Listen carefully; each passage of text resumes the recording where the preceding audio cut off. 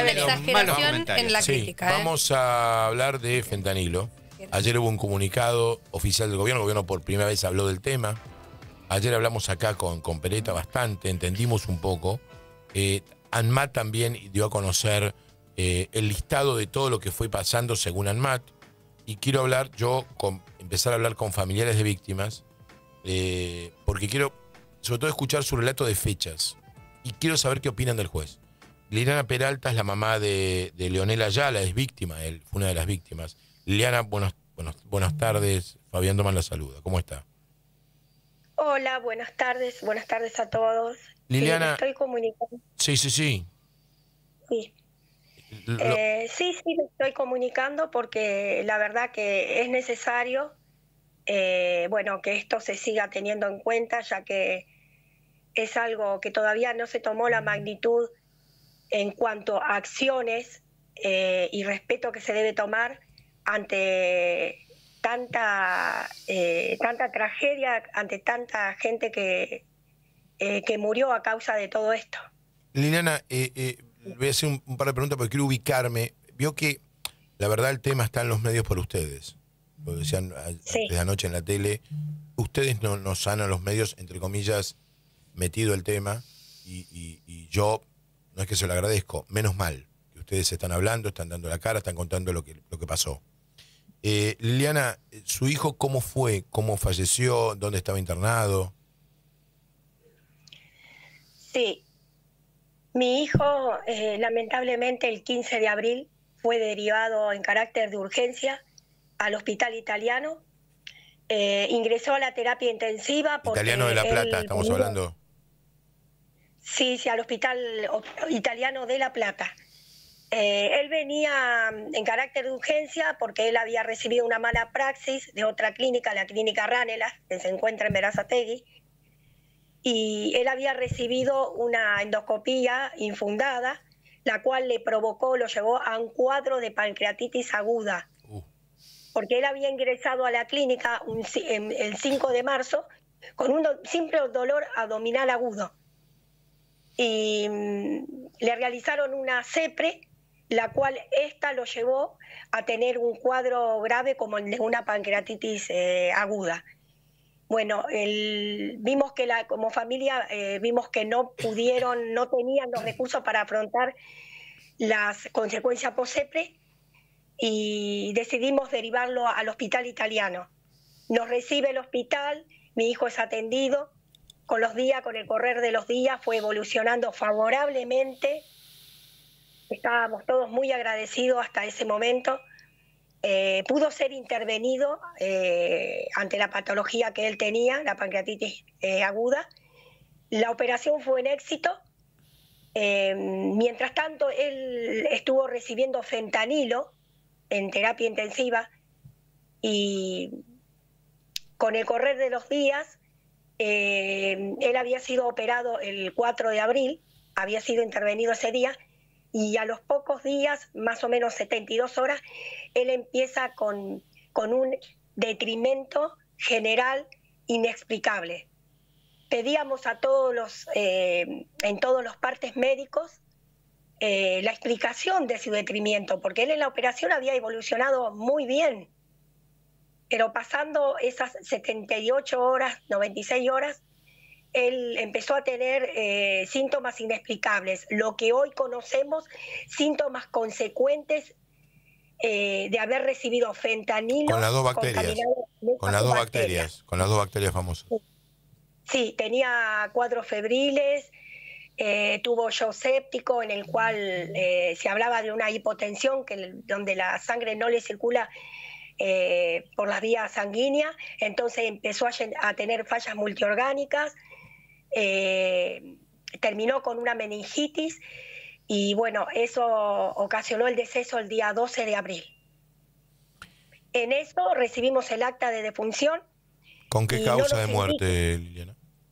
Con pancreatitis aguda y paro cardiorrespiratorio. Un genio. Nosotros, agrego esto que me olvidé,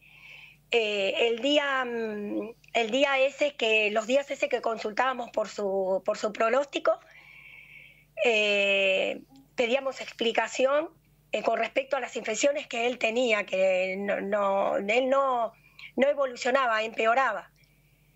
Y solo nos decían que él tenía una bacteria interhospitalaria y que era muy resistente a los antibióticos. Así es. Y en eso observábamos que mi hijo estaba aislado junto con otros pacientes que estaban al lado de su internación, al lado de su cama. Y siempre nos pareció extraño la falta de explicación de parte de los médicos, esos síntomas que no eran pertinentes a su cuadro, a su patología base, las idas y vueltas de los médicos, un día nos decían una cosa, otro día nos decían otra, a la vez nosotros siempre, por suerte contábamos con la historia clínica del paciente del Hospital Italiano, y día a día nosotros podíamos registrar el progreso de sus laboratorios y los estudios de imágenes. Liliana, pero no. Sí. Te escucho. ¿Usted qué hizo luego legalmente? Bueno, mi hijo falleció ese día y a los pocos días, ya pasando mayo, vimos en las noticias, nos comunicamos de este hecho lamentable del fentanilo contaminado con bacterias que anduvo circulando como entidades como el Hospital Italiano. Nosotros lo pusimos atención porque mi hijo estuvo justamente en ese periodo donde estuvo circulando el fentanilo, donde estuvieron suministrándole a las personas en terapia intensiva en su estado vulnerable, y me dirigí al Hospital Italiano para pedir explicación.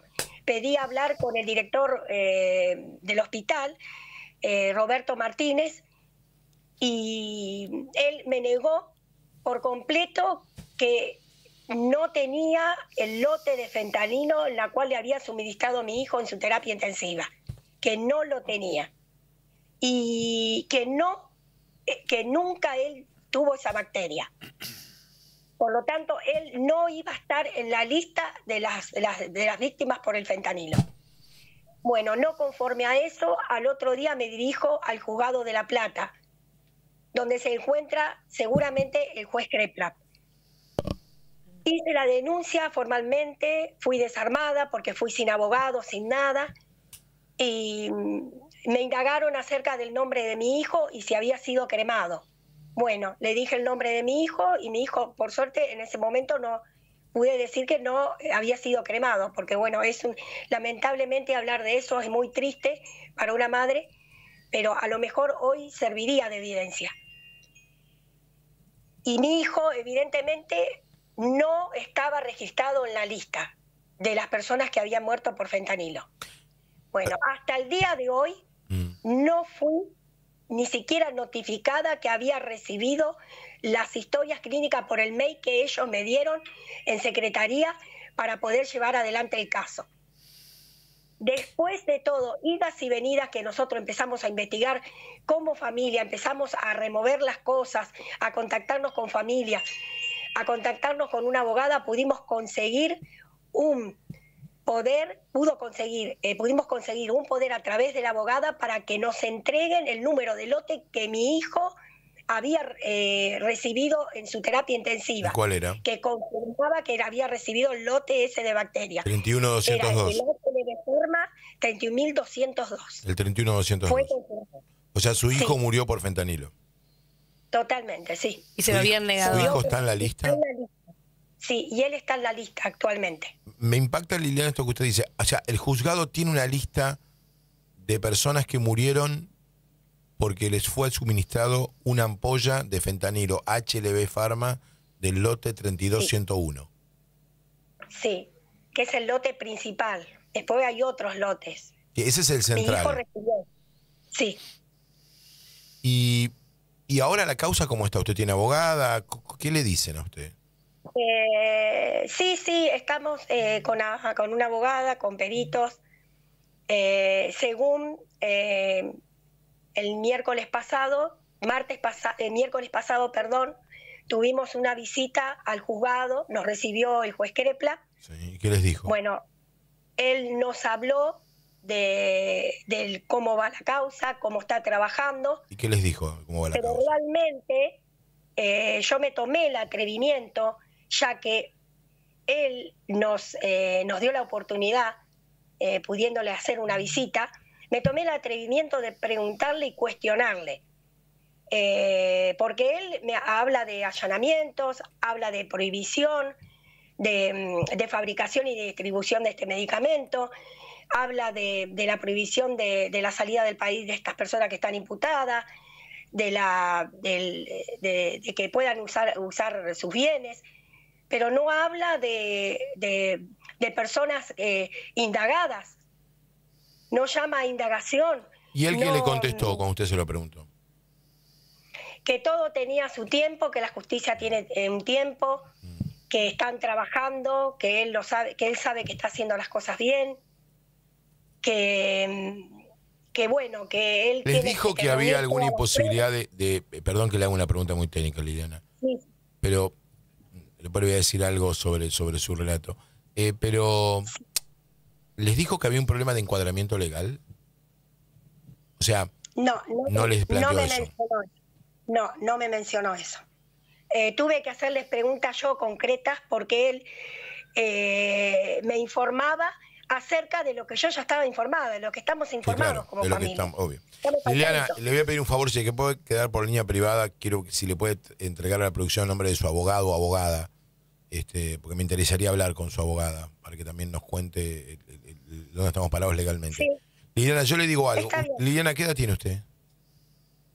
Tengo 57 años. Bueno, como tengo 61, por eso puedo preguntarlo. A una mujer no se le pregunta la edad. Mire, Liliana, cuando yo la escucho, me acuerdo de las madres de Plaza de Mayo. Que tenían que tocar puertas, que les negaban todo, que le decían que estaban equivocadas, que le dijeron que estaban locas. No se preocupe, le van a decir de todo. Usted siga para adelante. Sí, me lo han dicho. Bueno. Inclusive no se preocupe. así todo, preocúpese. Me siento desprotegida porque... Por eso se lo estoy diciendo. Acá son responsables todos los niveles, hasta el mismo juez. Por eso se lo digo. Porque está actuando tarde, porque no hay detenidos. Tiene que ya una prisión preventiva, privar de la libertad a esos imputados, para que no sigan entorpeciendo la causa y no sigan borrando evidencias. Este es un loco, Furfaro es un loco.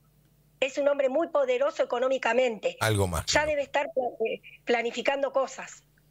Liliana, la diferencia es que ahora estamos en los medios de comunicación. Así que, y los vamos a acompañar, lo que necesite cuenta con nosotros, yo también estoy en la tele, en streaming, donde sea.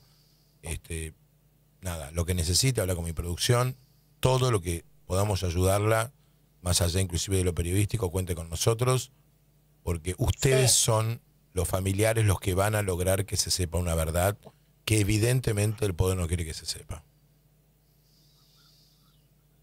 No baje los brazos, Liliana. Un beso enorme a la distancia, un abrazo a la distancia. Muchas gracias, gracias por todo. Por favor, Liliana Peralta, mamá de Leonel Ayala.